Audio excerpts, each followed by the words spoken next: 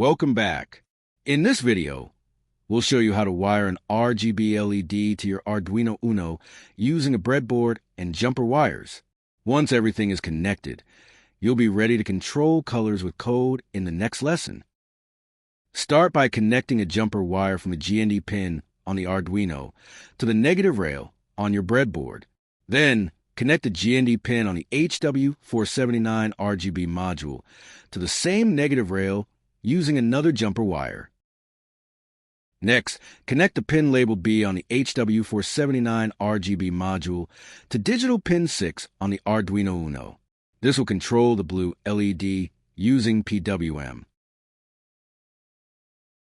Now, connect the pin labeled G on the HW-479 RGB module to digital pin 5 on the Arduino UNO.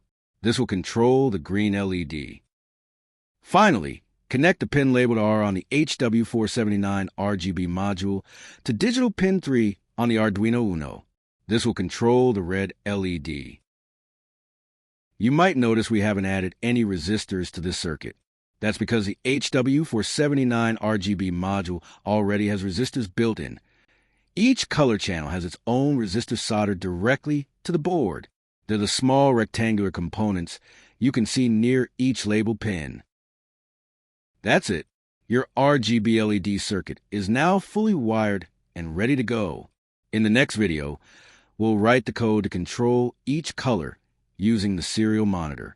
If you need help, contact your instructor or click the chat button on the screen. See you in the next lesson.